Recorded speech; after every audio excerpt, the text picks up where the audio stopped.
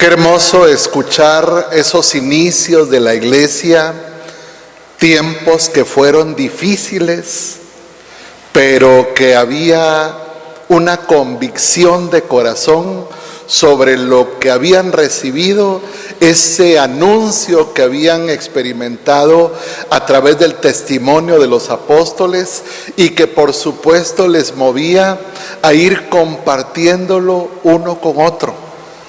Y se volvía algo muy especial para ellos en convicción de fe y de vida. No tenían grandes libros, no habían grandes escritos, pero había convicción de corazón. Hoy en día tenemos material impresionante para conocer, para descubrir, para investigar y demás, todo lo que es la palabra de Dios. Pero siento que en el fondo a muchos nos falta la convicción de los primeros apóstoles. Hoy hay mucho conocimiento, poca convicción. Antes había poco conocimiento, mucha convicción y pasión por el Señor. Y la gran preocupación no era yo creer y salvarme, sino que esa salvación se propagara para que fuéramos muchos, los que no en número fuéramos la iglesia, sino los creyentes y seguidores del camino. Algo que me llama mucho la atención hoy en la palabra, en esa primera lectura, es precisamente cómo nosotros oímos hablar al Padre en la creación y vio Dios que todo era bueno. En el Evangelio hemos escuchado cómo el Señor dice: yo he venido para hacer luz, y el que me escucha, escucha al que me ha enviado. Pero cuando Jesús muere y asciende a los cielos, ¿quién se queda con nosotros? ¿Quién se queda con nosotros? El Espíritu Santo, ¿verdad? Y hoy esta primera lectura nos subraya cómo es el Espíritu Santo que está hablando en primera persona, y es Él quien elige, es Él quien designa, es Él quien da la misión y es Él quien respalda nuestra misión. Miren qué interesante, ¿verdad?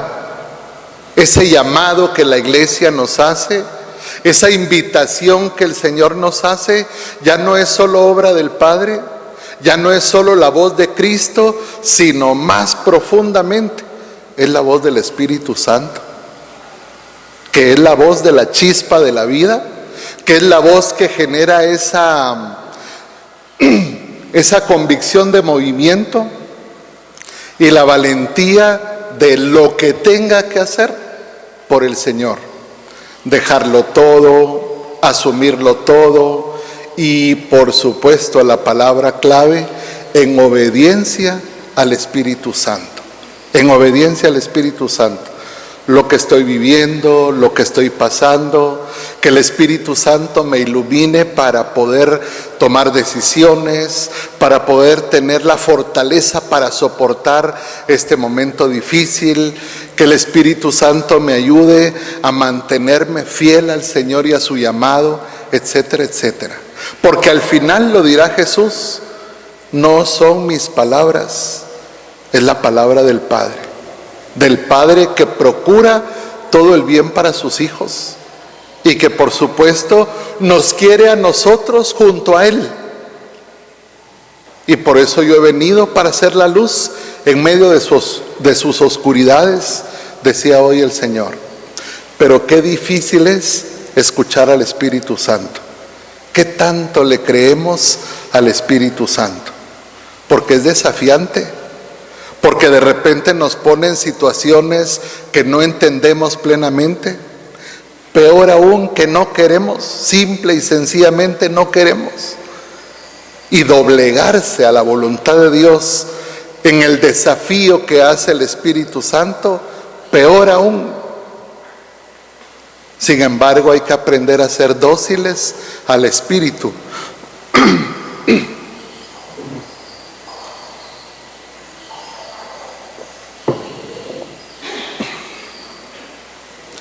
Señor y dador de vida. ¿Quién es el Espíritu?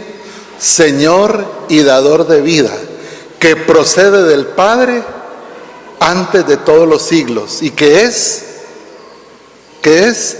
Dios de Dios, luz de luz, Dios verdadero de Dios verdadero, engendrado, no creado. ¿Qué más? De la misma naturaleza del Padre, por quien todo fue hecho.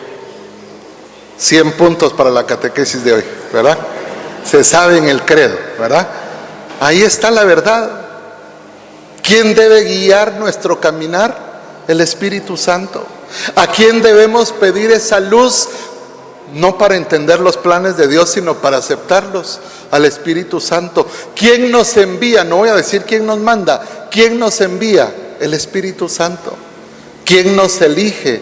El Espíritu Santo. Hoy toma voz el Espíritu Santo y dice: sepárenme a Bernabé y a Saulo, con nombre y apellido. No dice a ver quién quiere. No dice te gustaría. Dice sepárenme a Pablo y a Bernabé, así como nos puede llamar por nuestro nombre, a través de la iglesia, a través de una misión, a través de nuestro párroco, a través de nuestra comunidad.